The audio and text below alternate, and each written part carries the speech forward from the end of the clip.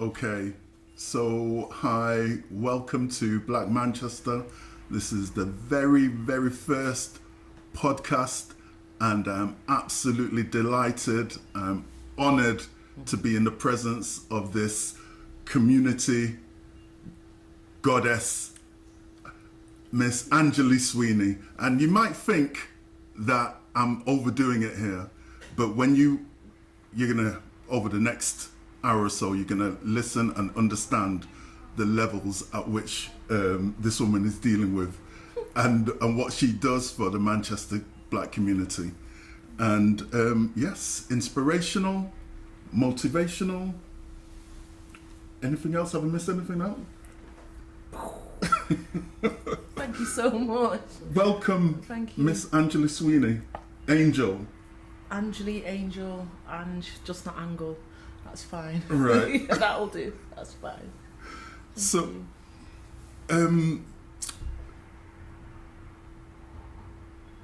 right, sorry.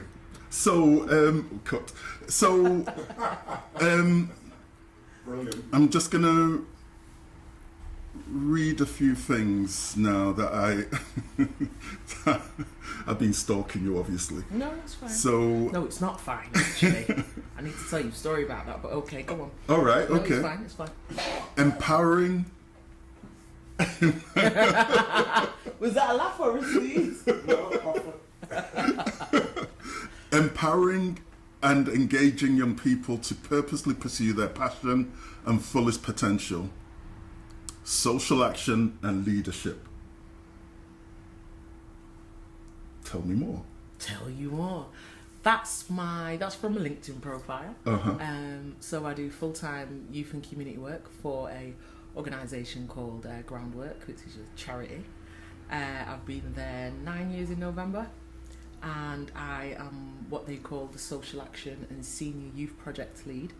So it means that I project manage and lead on all the social action work, all of our community and youth work, all of our coaching and mentoring work.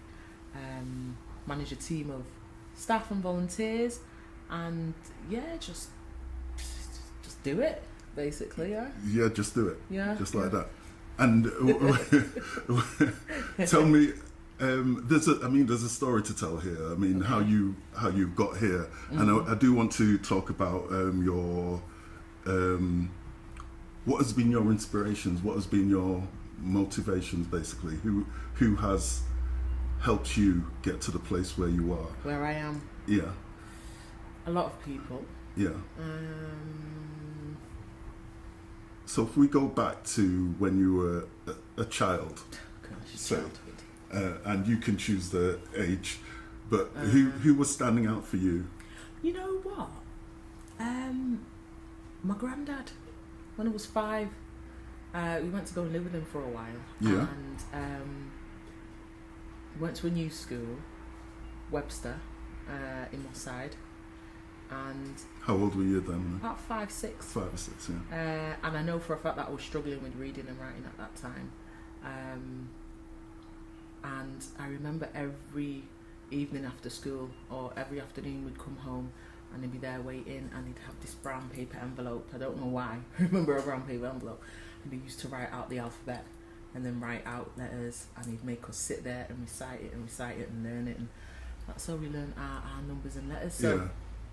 I suppose that type of consistency, like, you know, if we got it wrong, no, but it's all right, carry on. I don't know. But yeah, he was a Right. really cool role model. Then clearly my dad. Yeah. For those people who know my dad. So tell me about your dad. So just quickly, give everyone a brief overview. We've got to get him down here as well. Yeah. My father is a gentleman called Sweeney. He is a community worker of 40 odd, nearly 50, I don't even know, 40 odd years. So literally since I've always been around that. I've always been around community work. I've always been around my dad always giving back, offering service to the community, getting involved in loads of community and youth worky type things, helping to train people, support people. He's a coach as well, so he does a lot of coaching work. He is a genealogist, a family historian. So I've just seen my dad just give and give and give, really. Right. That's essentially what it is, yeah. Okay. Yeah, and empower people. So he's been a massive, massive influence. Massive influence. And then lastly, well, not lastly, but just like most notably, probably my gran.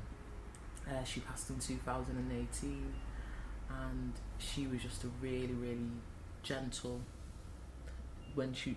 She was a gentle soul, but when she got mad, she cussed. Right. But then she'd say, "God forgive me." She was just amazing, and her work ethic, the way that she loved people, the way that she just embraced everybody, and that she was always consistent. You always knew what to expect, if that makes sense. Yeah. And it was just love and jokes and Sunday dinner. Do you know all those things there? So yeah. And so you would say those three people have sort of like impacted on you? Definitely at a young age. Yeah. Definitely at a young age. There were probably more, but those are the ones that I can think of at the moment. Right. Can't you just put them on the spot? But yeah, that's basically it. Yeah. And where did you grow up? So I was born in St Mary's Hospital. I was born in St Mary's Hospital, and then I lived in Longside, original Longside, not Hardwick, Longside. sorry. Okay, Yeah. original Longside. Yeah, and I lived there till I was about 5 or 6, and I went to go and live with my grandparents. That was in my side, and then we were there for a bit. And then I came back to my mum's, and then when I was around 9ish, went to go and live with my dad in good old Wythenshawe. Yeah, until I was 16. Right. Do you want any more than that? I can tell you. Yes, and a question I asked before, who was your first boyfriend? No, I'm joking. I can tell you. No. We can save him. Yes, man. We can save him. I'm joking. So, at what point? I mean, at what point then, in your sort of like in your Formative adolescence, years. in your formative years, did the black community sort of like take shape? To resonate for me. Yeah. You know, one of my first memories was when I was 9 or 10 when we went to live in Wythenshawe. And my dad had got married to an amazing lady who's my stepmom. She's another one of my role models. And we were there. We were like the Huxtable family. So there was 3 boys and 3 girls. Then my dad and my stepmom and my second mum. All in this, is it 2-bedroom, 3-bedroom house. So it was definitely a cozy fit.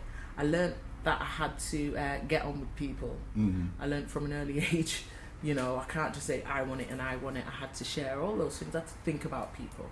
And I learned compassion at a very early age, because I remember my dad saying that to me when I was around 14. He said, "Angie, you're really compassionate, you are." What does that mean?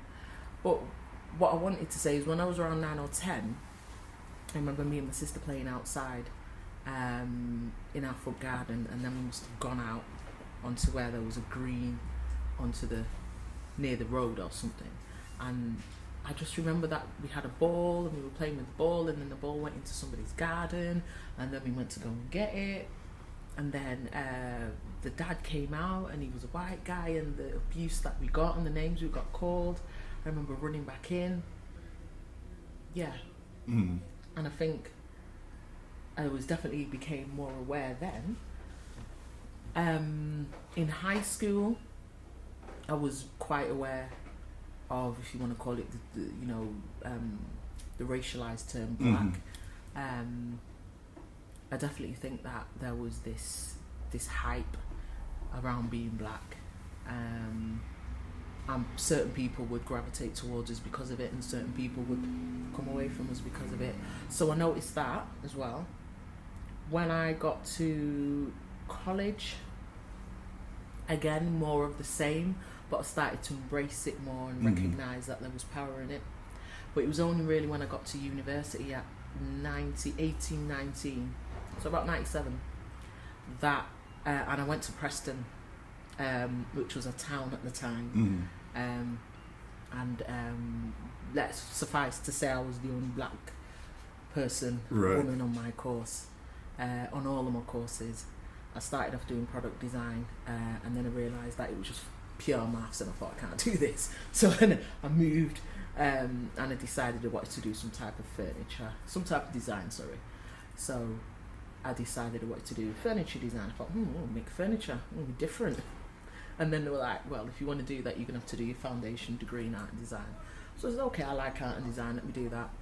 And then I went on to furniture. So I was there for 5 years, all in all. And during that time, some of the abuse, some of the vitriol, some of the hatred that I got from Prestonians, as I'd call them at the time, because we called it depressed and it was a very depressing place. But also from some of the tutors, some of the teaching staff at the university, some of the conversations that I had, and some of the pursuits that I got involved in really started to cement my identity. So I was chair of the African Caribbean Union, association group, can't remember, ACS Society. There you go, I should have known that. So I was president for 2 years, and within that time we did a lot of work around, and I think from there it just really started to open up for me. I started to do a lot of, if you want to call it spiritual, energetic work. So even though I'd grown up in the church with my dad, by the time I got to uni I was like, so I explored different religions. I explored Judaism and Islam, because a lot of my friends at the time were Muslim boys from like Bolton and Bury and stuff, and girls, and then I looked into Shinto, I looked into Buddhism, etc, but I started to find my own, if you want to call it, path. And then I'd already, when I was at school, I tell you, that's what sparks it. I'm just chatting around. When I was at school, it's all interesting. Yeah, we did an art and design coursework, and I based it on Egypt, and I loved Egypt, and it resonated with me. By the time I got to uni, now I realised it's not called Egypt, it's called Kemet. And what's that? That symbol there? Well, that's an Ankh, and what does that mean? And then it just spiraled from there, and I really started to resonate with that part of my, identity and soul expression, if you want to call it. Okay, interesting that you talk about or touched on religion just there, because yes, again, when I was stalking your social media, your bio for Insta is walking with faith, living with purpose, love is all there is, be love. Oh, I love that. But just that first line, walking with faith, just how and there's another question I'm going to ask you later, actually connected to this, but just how much is sort of like faith a part of your being? Wow. A part of your life? Clearly a lot. When people talk about faith, I think they talk about religious faith, but it's faith in oneself, faith in your family, in your friends, in your community, faith in humanity, really, faith in the universe, faith in what you'd call God, faith in a higher power. I think that's what that means. So just no matter what I do, just walking with faith. I think I say it to young people. I say you're not a mistake, you're meant to be here, if that makes sense. Every time you walk on this earth, it's for a purpose. Every footfall that you take is important. So just that faith alone, do you see what I mean? Yeah. I don't know what was on my mind when I wrote that, but I remember I wrote it a few years back. Right. And I just remember, and I was actually going to change it the other day, and I didn't. It's deep, isn't it? Right.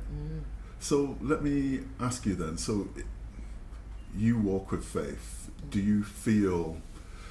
It's a question actually I was going to ask some church leaders. Actually, when you look at Manchester Mm. and our community, have we lost faith? Are we walking with faith? Wow. Is it how you gonna necessary ask to? me that? Is it necessary to? It depends what faith you're talking about. If you're talking about religious faith, Yeah. yes, I'd say. If you're talking about faith in ourselves, faith in our community, definitely. But this is a sweeping statement. This is generally, Mm-hmm. because I know there's many people in our community, regardless of hue, creed, gender, race, whatever, who haven't. Mm-hmm. But that's just a sweeping statement. So the answer is yes. But there are pockets of inspiration. There are, you know. But yeah, that's definitely a theological. Yeah. Yeah. Yeah, it is. That one there. Sorry for throwing that. No, it's fine. It's okay. So, I suppose connected to this. So, when you when we look at Manchester or the black community in Manchester, what part of that do you focus on the most? Do you think? What, personally or professionally or Both. Both. Probably more so, I'd say the black youth. Mm-hmm. That's because it's what I do. Mm-hmm. It's what resonates with me, and I know that when I was growing up as a black young person, there were role models out there, externally speaking, but it would have been great to see more. Yeah.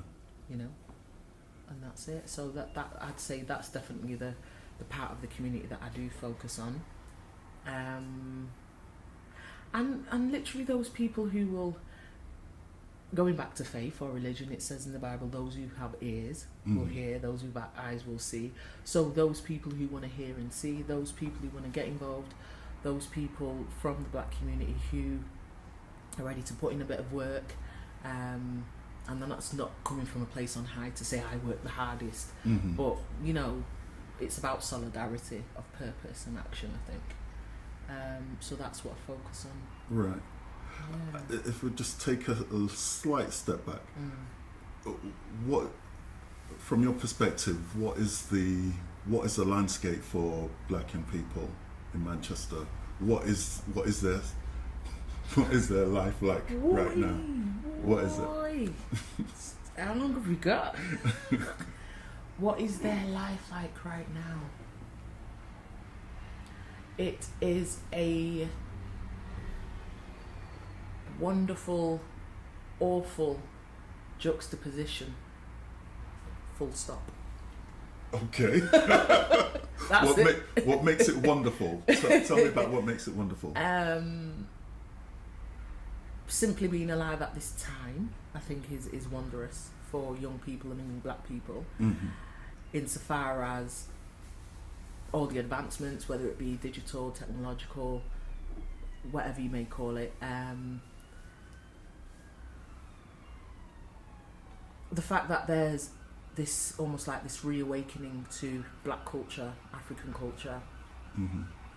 Whether it be music, sport, hair, standards of beauty, dress, the list is endless. There's this reawakening, they call it, being woke, but there's this real reawakening. Like, I will work with groups of young black people who the word they use is lit, and they are super lit. It's like, who are you? They're just amazing, and nothing stops them. Nothing must. It's like, if I want to do that, I'm doing it. If I want to do that, I'm doing it. So, and everything to do with this uniqueness that is just theirs, or that is black, if you want to call it that. Mm-hmm. And I'm just amazed by it every single day. Yeah. I really, really am. Black youth are just, The potential is different. phenomenal, isn't it? Different, and it's not to say that other young people aren't, but not even a but. They're just different, and they're amazing. Yeah. Mm-hmm. The awful part is what they have to deal with, the barriers, the systemic racism, and all the isms, but particularly the systemic and pandemic racism that we see, the class system, the way in which they're portrayed in the media, the way in which they're treated in schools. I just came from I went to an event last night, dismantling the school to prison pipeline. Mm-hmm. Just that, the way that they're set up when it comes to education, college, university, when it comes to training, all of those things there, when it comes to incarceration rates, when it comes to death in police custody, when it comes to things like childbirth, maternity, the list is endless. So it's awful in that sense. And what's happening at the minute with this whole emphasis on knife crime and gangs and OCGs, organised criminal gangs, criminal child exploitation and criminal child sexual exploitation, it's massive. A lot of our young black people are caught up in the middle of that, whether it be as perpetrators, as they call it, or victims. I would argue that they're all victims. So that's the awful part. Yeah. Yes.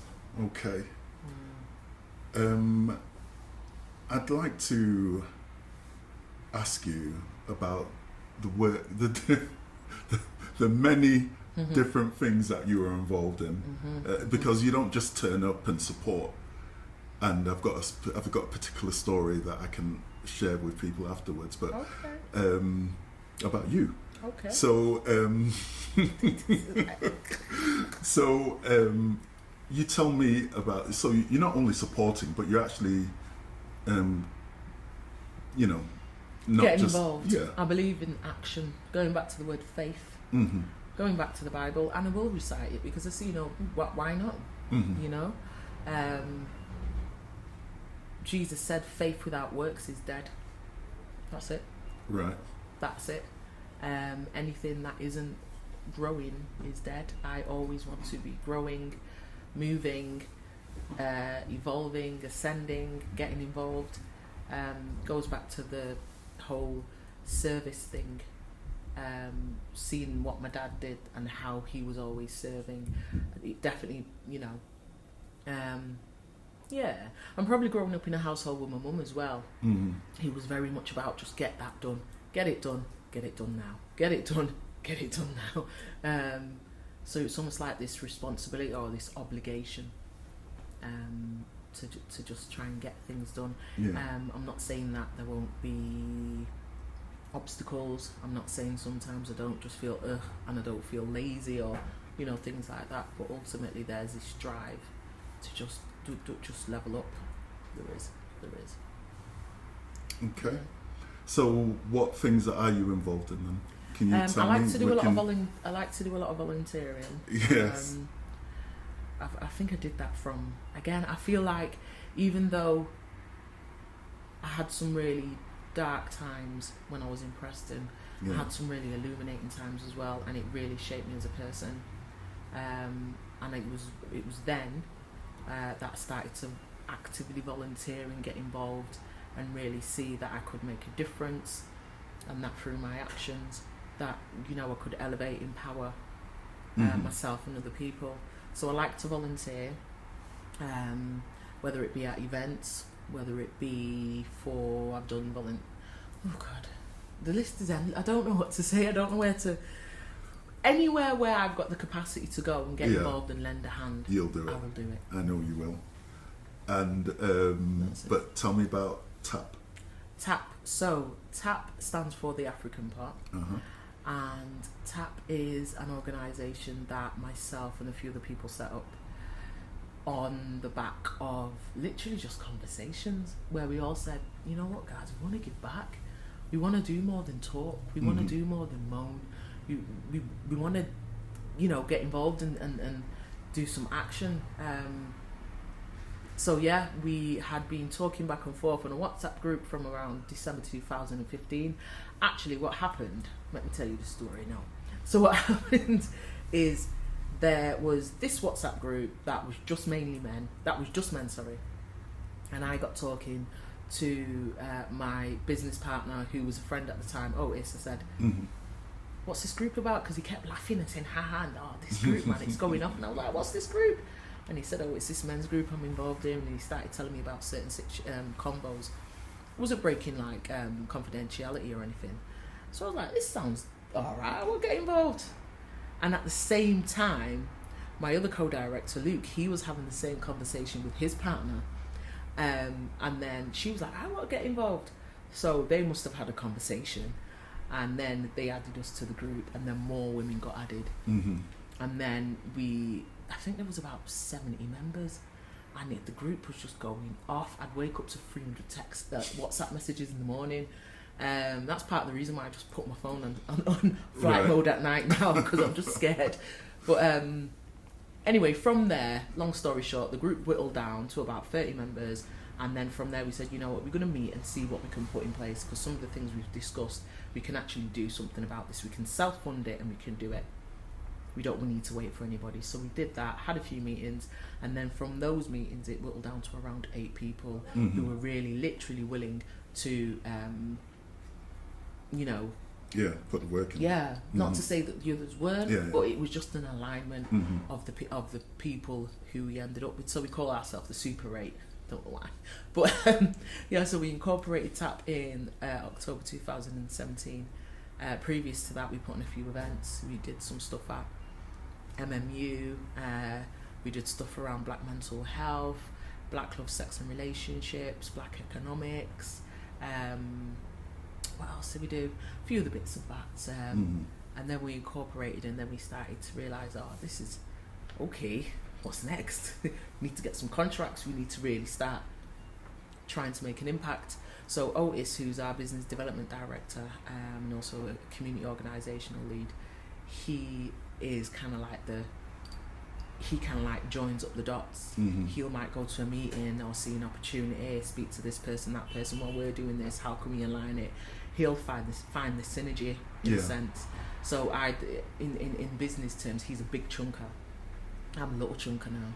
People might laugh, but I remember saying it to Otis, you're a big chunker, that's what it is. And I am a little, he was like, what are you talking about, sis? Like, but listen to what I'm saying. And then I'll take that and I'll project manage it, and I'll dissect it, and I will finish it. I will put specialisms into it, and I'll work out the logistics and the operational way in which it needs to work, beginning, middle, end, and just tie it up in a nice neat bow. Make sure that all of the governance, quality assurance, due diligence, all of those things are done, financial regulations, just to try and make it as tight as it can be. And it's something that we call TAP standards. And then we've been working ever since. Luke, our other director, he is in charge of community and health. So he set up an amazing group called Men's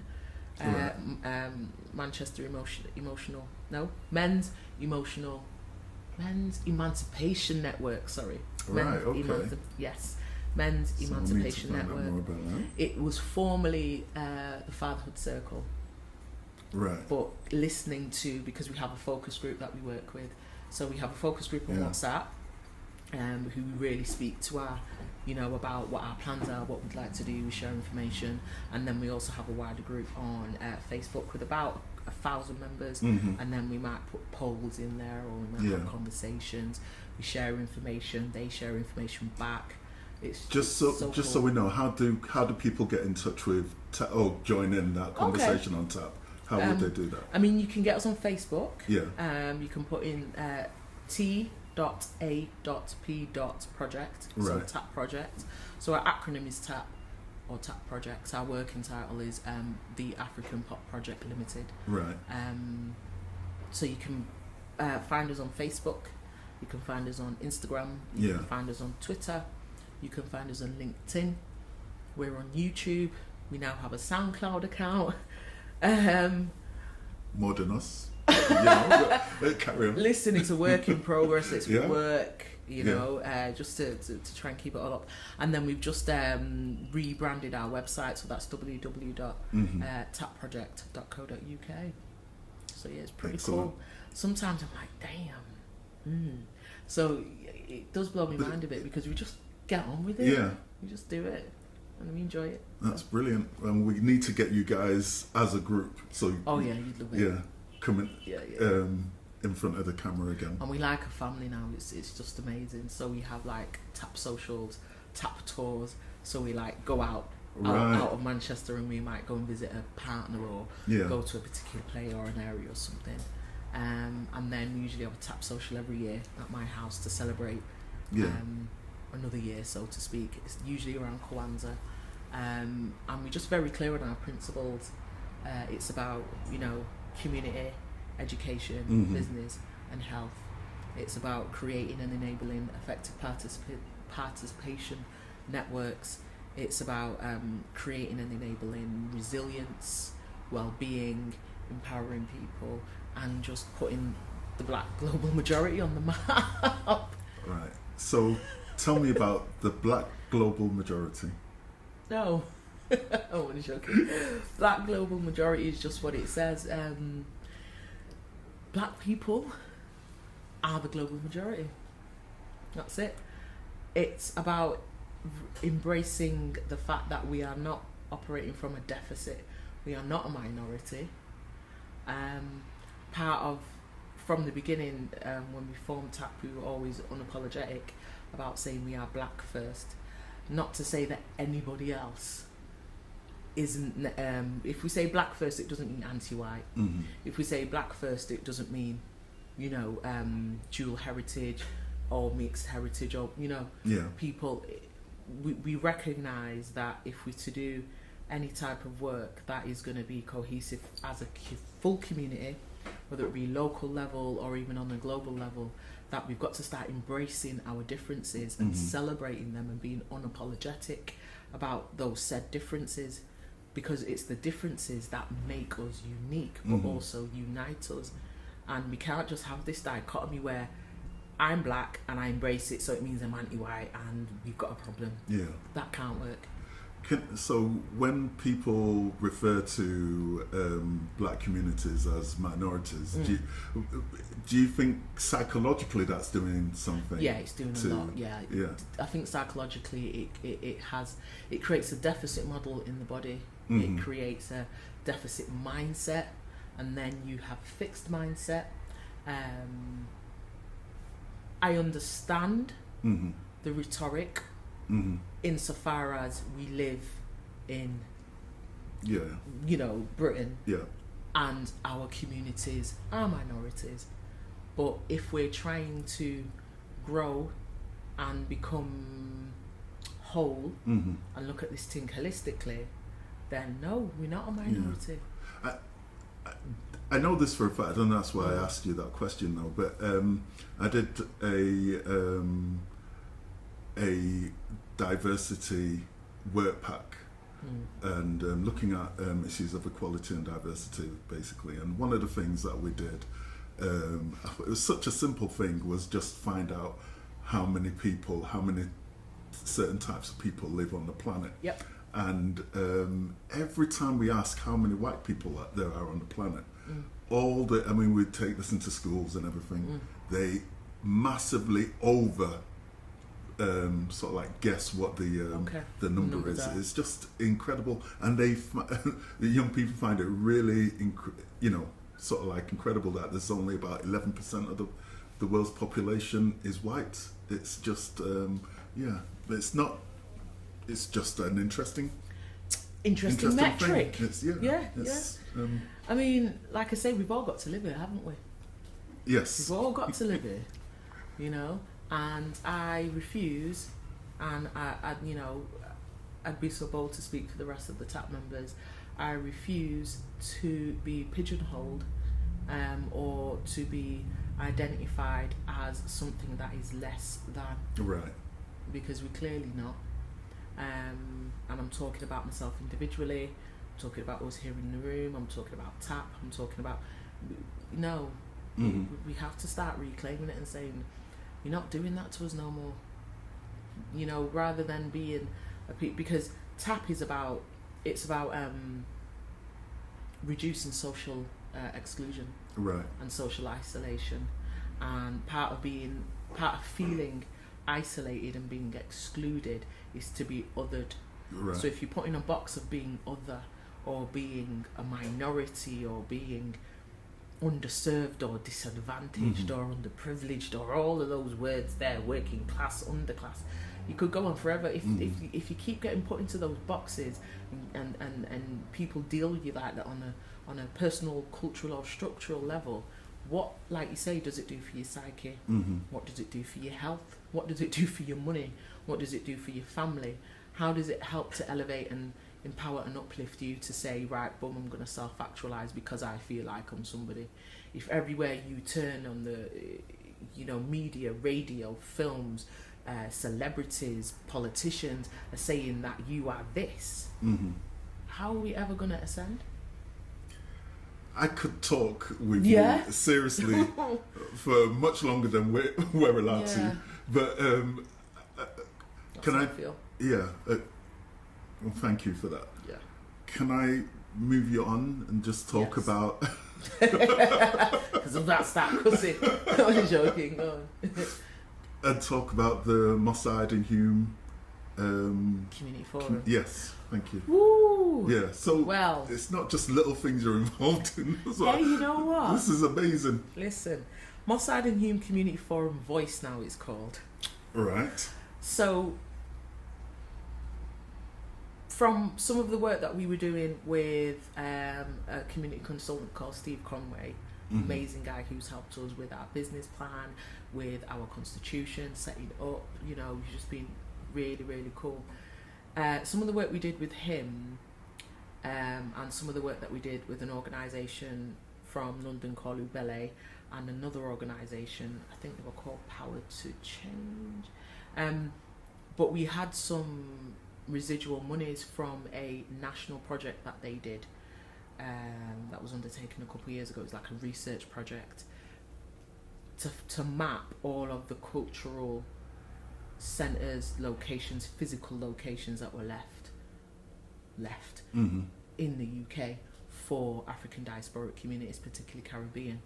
As part of that research, there was a kind of like a localised research piece. It was called Project Mali. I remember my dad was involved in it, and there was a guy called Dr. Ornette Clennon. He was heading up the I race and remember him. ethnic research cluster over at MMU. He was involved in that research as well. On the back of that, TAP were given some funding to put together a series of events that would speak to some of the salient kind of like priority points that came out of that. So I just put my hat on. I love stuff like that. I was like, started writing workshops. So we came up with these really cool events called Sunday Solutions. Mm-hmm. One of our first ones was around neighbourhood planning, mapping physical assets. Then from that, there was a lot of conversations about, what do we have left? How do we reclaim, retain, empower ourselves? What are those physical places and locations that we can say are ours?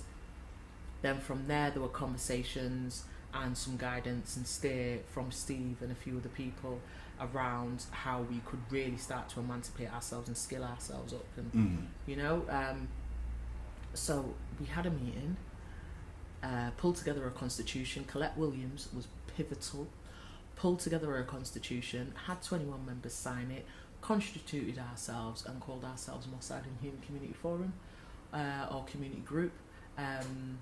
Since then, I must admit we have struggled with meetings because of capacity, but we have had a few meetings, have had some great conversations, have managed to align ourselves with people like Marcia Hutchinson, who represents the Labour Party, to get some of our younger people involved in politics, Right. so they can start politicising themselves and really start having a valid input on the political, like, local scene, regional scene.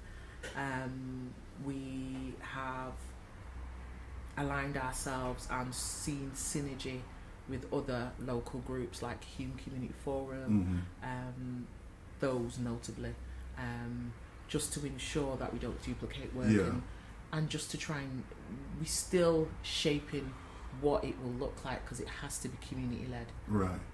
I was going to say, so what is the motivation then? Is it just the fact that the our side is changing? There was that was the main motivation, and essentially we were going to put in a neighbourhood plan, so we would then be the group who could almost, like, if there was any developers who were going to come in and start building flats, we could say stop, we want to know wagwan, because we'd be a constituted group. But in order to do that, it's an 18-month process where you have to go through the Localism Act 2011. You have to go through like 100 page locality type of bump program. You have to apply to the council. You have to do loads of research. Every I needs to be dotted and every T needs to be crossed. So what's the concern then? Why would you want to be a part of that process? Why wouldn't, or why would? Why would you? Well, from what we were discussing with the community at the time, that was the main concern. Yeah. It was around what was happening in and around Hume on my side, gentrification really, and that was the driving force. Right. So it was like, in order to at least find out exactly what's going on and maybe potentially put a stop to this gentrification that's literally just decimating our community, we need to be politically aligned and understand the process and have a political voice, or at least some type of weight. Yeah. So that's where the idea came from. Yeah. And this isn't a black issue, is it? It's a community issue. No, it's not. We understand that those who are negatively impacted, black, usually black first, aren't they? But what it's started to turn into, and what we're realising, is that we can be a voice as opposed to a vehicle, right? If that makes Yes. sense. Yeah. So we've had a lot of conversations. We had great conversations, forgive the pun, with some of our partners from Great, and other people around what our focus would be. So we looked at things like internal and external scrutiny. We looked at community governance and accountability, and looking at ways in which we can streamline our wants with what's already out there, but ensuring that it's BGM. But do you know what I mean? Yeah. It's not easy, and we're still working it out, if that makes sense. I'll be really real. So that's something that's bigger than I believe we anticipated it to be. Yeah. But it's necessary, so we have to keep doing the work, and we have to align ourselves with people who can help us to do that work, because at the minute, you know, that's essentially it. I have to be real. I can't sugarcoat it or say, well, we're doing this, and I can't. That's where we are. That's where we are with that. Right, so before I said that, I've got a story to tell. Okay. And it kind of moves into the next aspect, the next facet of Angel Sweeney. So last year, April, it was, I know it was, I was organising a Stephen Lawrence Day event. Yeah. And I'd approached loads of different youth organisations. And I know it was a really hard ask, because it was taking place on a bank holiday during the Easter break. And so I wasn't expecting loads of people there. And I remember getting a message from you the morning saying, hi, what time is it? Can I come? Do you want help? And I was really touched, first of all. Sure. And I was going, no, you don't really. It's not a problem. I don't think I said not many people coming, but you didn't get the message anyway, and you turned up anyway. Yeah. And one of the best parts of that day, that event, was you reading out a poem. And it was, I mean, the whole event, I don't know why, but it was really emotional for me. I know it was 25 years since Stephen Lawrence had died, and my son was there, and it was sort of like just, and my nephew was there, and it was just really, it was a really hard day for me. I couldn't really put my finger on it at the time, but you then read a poem, and I was filming it. Or at least I thought I was filming it. And all I did was have my phone, and I watched your performance, and I was really moved, and I didn't press record. I'm so annoyed about that. But that was. I'm trying to remember what. So was that the poem that you were speaking about? Yeah. The Black Quarter poem. I don't know what it was called. But I asked you earlier today, would you mind? Yeah, but I don't think that? it was Black Quarter. I don't know. Right. Was anybody else there recording it? No. Unfortunately, it was just me. Sure? Are you sure? I'm going to look now. Right. Okay, so what date is it on? Oh God, I can't remember. Let's It see. was April, I know that much. 21st, maybe? April the 21st, let's see. Yeah. I was going to sort of like say, and this sort of like, it moves on as well to the creative side of you. Because you not only are a community worker and a community activist, you're also a singer and a poet. Anything else? More of a furniture maker. Dear me, I didn't know that. I did not know that about you. But Yeah. and I've always loved art and design, and I definitely think for the formative years of my life and up until around the age of 35ish, I was big on creating. I've always done my own freelance work. right, So when I was in uni, even actually before I went, like when I used to live in Longside, or L-Town as we called it, but I remember I used to gunshot jeans for those people who know gunshot jeans. oh right, okay, So I used to gunshot jeans for people and charge £10, and like people would come and knock on my door, and my mum would be like, "What you want?" and hand me the jeans, and I'm like, right, back in a week, gunshot them, give them back, and I'd make money that way. I used to draw pictures. I used to do like these self-portraits on canvas or on paper, make money that way. So it's always been there then? It's always been there. When I was 14, I remember I made my first waistcoat and I hand-stitched it, and I rocked that waistcoat and loved it. And people cussed me out, and I don't care, I made this. So by the time I got to college and uni, it was those things there that got me through, and then hair. Because I started doing my own hair when I was younger. So by the time I was 14, I did that whole rebellious thing. Mm-hmm. So I was like, "Dad, I don't want to live here no more. I'm going to my mum's." And he was like, "If you're bad." And I was like, "Okay." But anyway, I went and shaved off the back of my hair. That's what it was, because my dad wouldn't let me pierce my nose. That's right, what it was. okay. Yeah, and I said, "I want to pierce my nose and my ears," and he was like, Are you for real?" And yeah, I just thought I was too enough. Right. So I ended up saying, "Mum, I'm going," and then I went and then I shaved off the back of my hair, relaxed my hair, pierced my own nose, pierced my own ears. Oh my yeah, I did it God. all. Did it all. Started making my own clothes, and this became a bit of, I don't know what I was, and that's when I started writing poetry. Right. I definitely went through a phase. Some people now, as a practitioner now, Mm-hmm. if I was looking back at my phase, I would say, "Ooh, that girl might be depressed," or "Ooh, that girl might." Do you see what I mean? Yeah. So I went through that phase, and what got me through that was being creative and starting and reading more and starting to write poetry. And yeah, that's it. Sorry, I didn't mean to just jump in there, but I know that you've I've not read it yet, but Shirley May's book. Yes. Give me a little. Yeah. Her book is amazing. Yeah.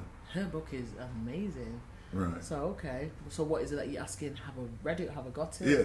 I know you've read it, and I know you've got it because I've seen you mention it a few times on social media. Yeah. But tell me, how good is it? How good is her book? Yeah. Listen, Shirley, I don't think she realises who she is. Really? Yeah. Go on, tell me more. I call her my poet godmother. That's what I call Shirley, my poet godmother, Empress. And she's charged me with writing my own poetry book, and I'm like, okay, all right. And every time I see her, she's like, "Nah, joke." I'm like, okay. So I literally have started putting together my poems because I'm going to do it. Right. And what else? I've always been creative like that. It got me. When I got back from uni, I was selling a lot of my stuff. I was doing hair. I was making clothes. What else was I doing? And then I tried my hand at furniture. So I took on a few commissions. Yeah. But it just wasn't really. You know what it was? I got back in 2002, and I had this portfolio. And then I started writing letters off to, like, I don't know, IKEA and Heels at the time and all of these furniture shops, and I was sending my work, and I was doing everything that was meant to do. So just in terms of your poetry, I want you to consider these words now. Okay. Words are magic. Mhm. Poets are magicians. Ooh. Is that your poetry? What would you know? Maybe I should say yes. Yes, actually, Yeah, yes, that's it nice. is. It's mine. Words are What magic, do you think? What do you think of poets and that? magicians. What do I think? I think that it means that magicians will pull things out of the ether and come up with something, Mm-hmm. and that's what poets do. But it also, what's the word? It touches you. It isn't it. It moves you. Really, yeah. It That's moves the you, it moves thing. you. Magicians, well, there's like your David Copperfield magicians, and then there's magicians. Yeah. Like alchemists, alchemy magicians. Mm. I think the illusion, if you want to call it, Mm-hmm. can move you, can emote, create emotions. I think when you say words are magic, inherently they already carry a weight of I can't even think of the word. But do you know what I'm Yeah. saying? Words already carry a energy. Yes. That's There the word. you go. Yeah. Energy. I wanted to say add more to that. So if you're working with energy, Mhm. anything that you create and give out is going to be energetic, Yeah. isn't it? So yeah, I like that one. We're here in Coffee Nubia. Mhm. I asked you to. I said, look, I'd really love to interview you, Mhm. and this is all by text. I wish it was. I could say that it was, on the phone, but it was all by text. And I said, I'd really love to interview you for the first Black Manchester podcast. And you asked me where did it want it to be, and I said, choose your favourite place in Yeah. Manchester. I was like, So are you asking me to choose my favourite place? I thought this was your favourite place. In terms of my favourite place, in terms of where to chill out Yeah, and yeah. stuff, it would definitely be my house. But after that, Yeah. Right. yeah, Coffee Newby has always been lit. I've got good memories here. Yeah. Junior behind us is amazing. Always supports us. Thank you to Junior Thank you to for Coffee Newby. closing the Seriously. shop and letting us record here. That's what it's about, Amazing man. guy. And we always say every time we come in here, we put on events. Like we put on one of our first tap events in here. All right. Sorted us, Okay. always not a problem. And we've said that this place needs to be like twice the size it is, 4 times the size it is. It would be amazing. Yeah. But Yes. yeah, it's a really, really cool venue. Okay. So, yeah, thank you, Coffee Nubia. Okay. And so I just want to. I asked a few people their thoughts about Angeli You Sweeney. absolutely floored me with this. Go on. And so some of the things which were said is that you're a consummate professional. Ooh. You never put yourself first. You put the community 1st. You put, you're there to support. You never stand, not for you, but for the community. And that's all. It's quite interesting actually because all the things that, and you might not realise it, but people are watching you. Oh yeah. They're watching you and they're making judgments, and then so all the things that people are saying are things I thought myself. This is really interesting. So they said that you're a great poet, unapologetically black. That's another thing. Good.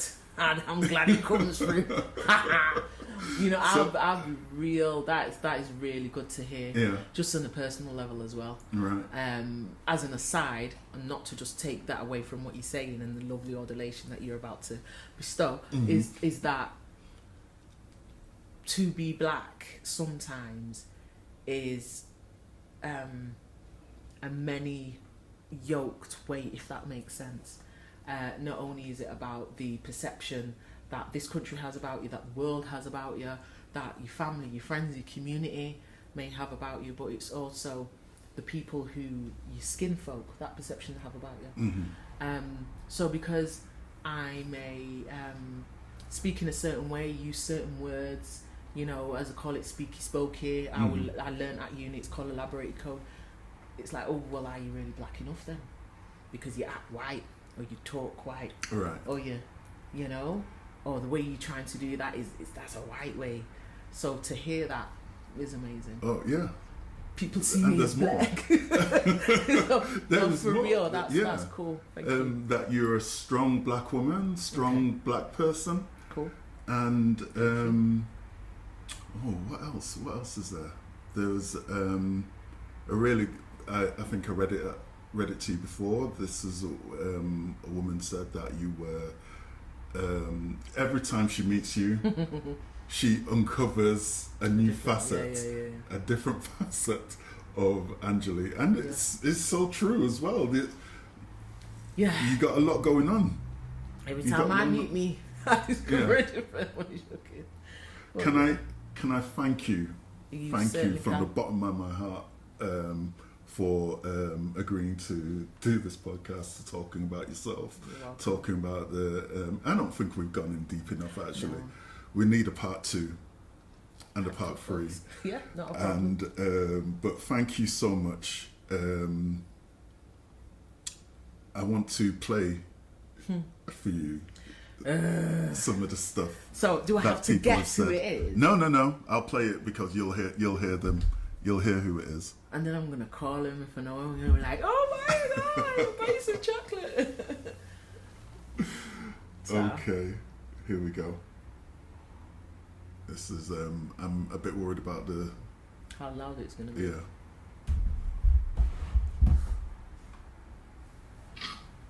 Okay, just your impressions of Angeli Sweeney. She's a great youth worker, very deep thinker, articulates herself very well, really good poet, and is generally a really great, nice woman. And I love the fact she's unapologetically black. That's Gabriel. Yes! He's a cool dude, and he's an amazing poet. Yeah. Oh, he is as well. Yeah. So that's good. Okay. Angeli Sweeney is a dedicated professional. Works hard for the community. Hi, Steve. Works hard for young people in the community. I like Steve. The work she does is really, really important. She does it professionally, with no fuss, and it's never about her. It's always about the community. Pleasure working with her. Can't speak highly enough of Angeli. She's an amazing professional youth worker, dedicated community development practitioner, and always, always, always has the interests of the community at heart. Strong black woman, strong black person, and exactly what the community of Manchester needs. She's been a pleasure to work with, and I'm really looking forward to working with her again over the next few years. Is that Steve as well? Yep. Oh, he's such a massive supporter of us. Yeah. And of me. Sometimes I'm like, ooh, and he's like, no, get it done, get out there. You can do it, you're powerful. And I'm like, ooh. So yeah. And that's who was that? That's Steve Conway. Steve Conway. That's you know, he's been instrumental in helping us set up TAP and continuing the good work that we do. He's a person who doesn't take enough. Right. He's super humble as well. Yeah.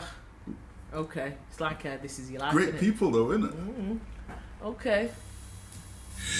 Angeli is, as her name describes, she is an angel. She's an earth angel, and very guided, very grounded, beautiful soul, so giving, and I've just got a lot of time and love and energy for Angeli because she's such an amazing person. Very gifted, very creative, very knowledgeable. She's very well-rounded, and I've got lots and lots and lots and lots and lots and heaps of love for Angel. Love you lots, Angel. Yay! Alex. Yes. Yeah, that's my sis. Yeah. Alex is another one who what she says about me, I say about her. Right. You know? Yeah. This is really cool. Like, everybody should have this. This is really cool. Yeah. I'm not sure if I could find enough people. Yeah, whatever. But, I don't believe that at all. It's possible, yeah. Yeah, Alex. And I saved this one for last. Is it my dad? This moved me. Okay. So where do I start with my sister Angel? Oh, I can't stand I feel you. Angel is Manchester's most underrated, unsung hero in regards to the work she does behind the scenes, and she doesn't blow her own trumpet. I've seen her literally change young people's lives, and I've witnessed close hand the impact that she's had on their lives. My own personal relationship with Angel started with her being my manager in 2004, and we've gone from work colleagues to friends to family. And yeah, I just want to say that I love you, Angel. Love you. There's nobody like you. Keep doing what you're doing, keep shining, and the world is your oyster. Oh. And stand in your power. Yeah. Oh. Top guy's out, Oates. Yeah. Swear down, he really is. He's another unsung hero. I just feel like the group of people that I'm doing this work with is really like I can't think of the word. Like spiritually, Yeah. like ordained, if that makes sense. It feels spiritual. The connection is there. Yeah. But that's when we talk about walking in faith. A lot of the stuff I can't even get the words out, but yeah, that was beautiful. I don't even know what else to say. I just leave it there. But when you're doing God's work, that's what it is. Thanks for listening to the very first Black Manchester podcast, and to our very special guest, Miss Angeli Sweeney. A special thanks also to Junior from Coffee Nubia for letting us chill in such a beautiful venue, and to Des Oakley for filming and editing this podcast. You can connect with us on all the socials. Just search for Black Manchester. That's BLK MCR. Peace.